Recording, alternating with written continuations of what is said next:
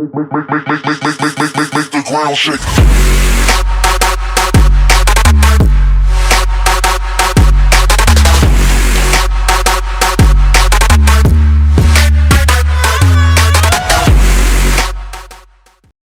Salam alaikum à tous mes très chers abonnés, j'espère que vous allez bien. En tout cas je voulais juste vous remercier avant cette vidéo. Je vous aime tous encore 1 million de merci pour tous ces j'aime sur ces dernières vidéos. Vraiment ça fait plaisir et ça donne vraiment envie aux youtubeurs et à moi en tout cas de me casser vraiment le cul pour vous, parce que ça fait vraiment super plaisir de voir autant de commentaires, autant de likes.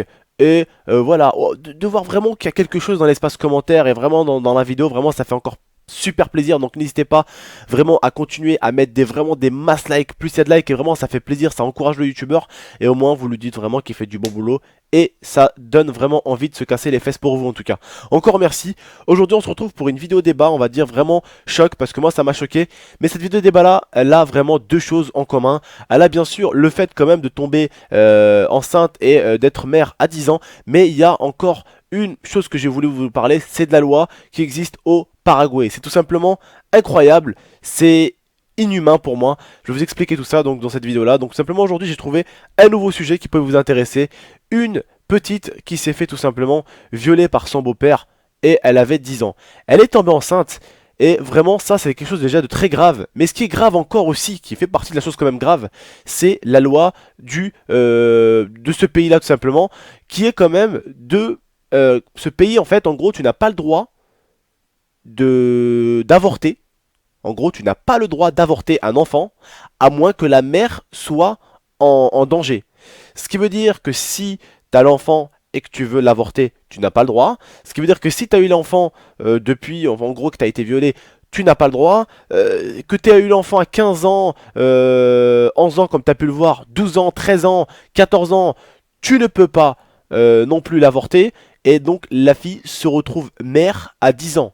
Est-ce que vous vous rendez compte ces lois? Est-ce que c'est des hommes qui ont créé ces lois quoi? Non mais sérieusement, vous vous rendez compte, une fille, maman à 10 ans. Donc bien sûr elle se retrouve non seulement sans père parce que son père, la pauvre, l'a abandonnée. Elle se retrouve sans son beau-père parce que cet enculé l'a tout simplement violée. Et elle se retrouve bien sûr également sans mère, parce que sa mère a été mise en prison parce qu'il pense que la mère était au courant de ce qui se passait et qu'elle n'avait rien dit. Est-ce que vous vous rendez compte de cette situation? Ils ont même pas dit que la pauvre gamine n'avait pas de nerfs et qu'il pouvait en gros escalader, passer de côté de cette loi-là et justement lui donner la possibilité d'avortement. Même pas, ils s'en foutent. Ils voient que la gamine, la gosse, est toute seule et ils la laissent quand même subir ça. Vous vous rendez compte qu'à même pas 11 ans, elle va devoir faire sortir un enfant de son ventre? Les frères et sœurs, de vous à moi, on est tous passés par l'âge de 8 ans, 10 ans quand même. Est-ce que vous avez vu le corps qu'on avait à cet âge-là? Entre vous et moi, est-ce que c'est un corps avec lequel il serait possible de porter un enfant? Franchement, on vit dans un monde de fous, mais tout simplement parce que aussi l'être humain permet de rendre ce monde-là fou. Pourquoi? Comment un pays peut autoriser ça? Comment un pays peut te dire, hé toi, si tu te fais violer, eh ben tu n'as pas le droit d'avorter. Tu t'es fait violer, tu gardes quand même l'enfant que tu as eu en étant violé, et tu fermes ta gueule en gros. Si t'as pas envie, bah tu le gardes quand même. T'es obligé. Tu n'as pas le droit. Tu risques de la prison, tu risques une amende. Oui, non, tu risques de la prison, et après une amende. C'est pas une amende et peut-être la prison, non. C'est la prison, plus encore une amende. Voilà, c'est super. On s'éclate comme ça. Voilà, dans ce pays-là, Paraguay, on s'éclate. Ah, c'est Paraguay, c'est ça? Ah, on s'éclate. C'est clair et net. Qu'au Paraguay, c'est la patate. Tout a l'air beau, on se dit c'est des beaux pays avec des beaux paysages. C'est vrai que c'est des pays, Paraguay, Chili, tout ça, c'est des pays vraiment super beaux. Mais croyez-moi que les lois qu'on a en France, elles sont superbes à côté. Elles sont superbes nos lois. On va pas se mentir. On va pas se mentir. Quand même, elle a 10 ans, elle se retrouve maman. Imaginez-vous la situation. La pauvre petite, elle a plus personne. Elle a plus personne. C'est un truc de ouf, mais voilà. On vit dans un monde en fait où chacun a ses... On va dire chacun, hein, chacun d'entre nous. Attention, chacun d'entre nous, hein, a ses merdes. C'est-à-dire, on a tous de la merde dans la vie qui nous arrive. Voilà, chacun a ses merdes. D'autres ont des merdes plus grosses que d'autres. Voilà, moi, c'est des fois, ça peut être une couille avec le scooter qui marche plus. Elle, c'est quand même beaucoup plus grave. On est d'accord. Mais chacun a ses petites merdes. L'autre, il arrive pas, il a eu un problème avec l'école. On se dit, bon, l'école, c'est moins grave que du viol, mais chacun, en fait, a ses merdes. Mais on a tous quand même nos merdes dans la vie. Et la vie est faite comme ça. Et j'espère que cette petite, en tout cas, arrivera à surmonter cette chose. Et j'espère que, bah, du coup, vu qu'elle a pas le choix, j'espère qu'elle sera une bonne maman d'ici 10 ans. Parce que, voilà, quoi. L'enfant aura 10 ans, elle en aura 20 d'ici là. Ça va être dur quand même, hein.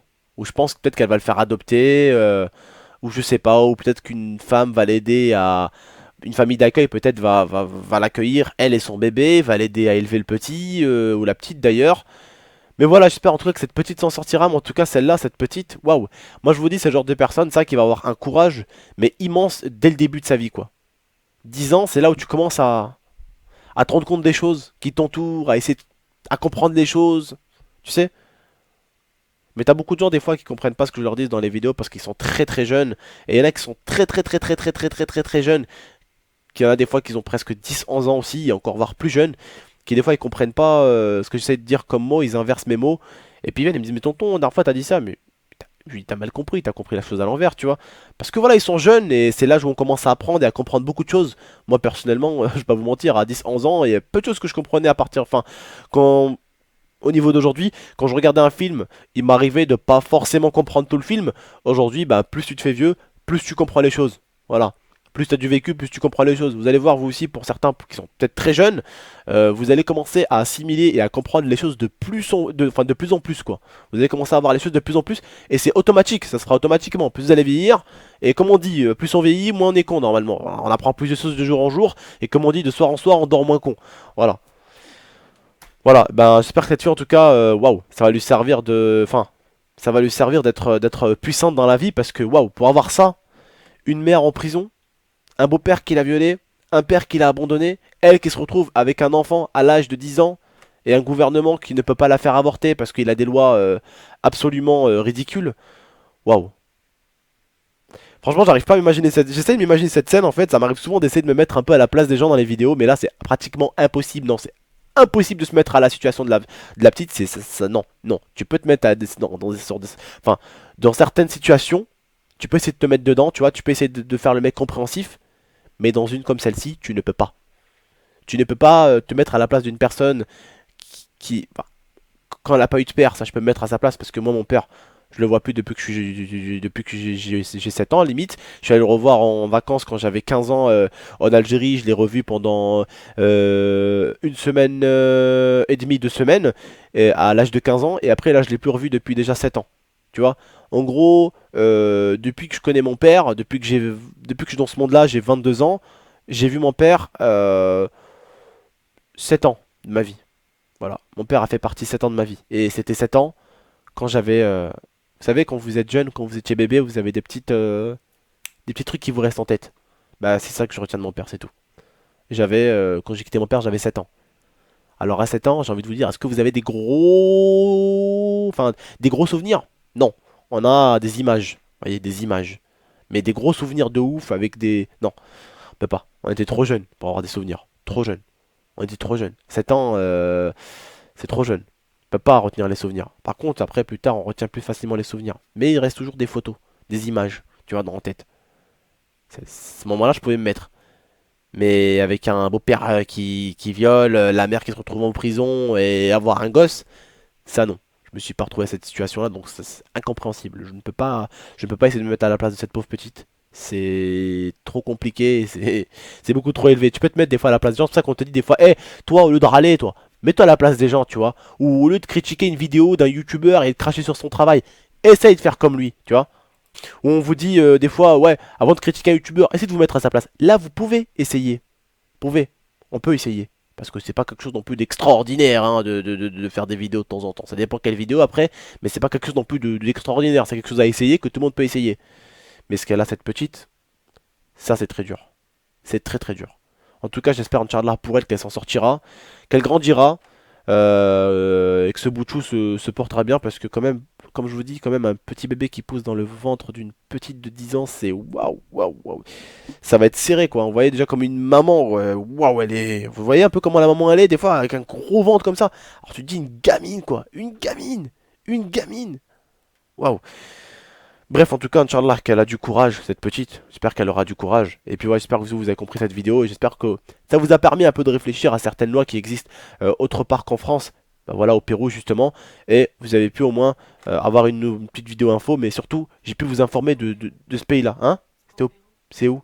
C'est au Paraguay, Paraguay, Pérou. Je sais pas ce que j'aimerais avec le Pérou. Paraguay, voilà. J'espère que vous avez pu comprendre au moins les lois de certains pays qui sont vraiment hush. Et récemment, je vous avais parlé d'une loi d'un autre pays qui est complètement aussi barjot. Hein. C'était un pays où, en gros, il vous faisait la chose que vous faites à l'autre personne. En gros, si vous lui tirez une balle dans le pied, ben, quand le gouvernement vous arrête, il vous tire une balle dans le pied et vous fout en prison.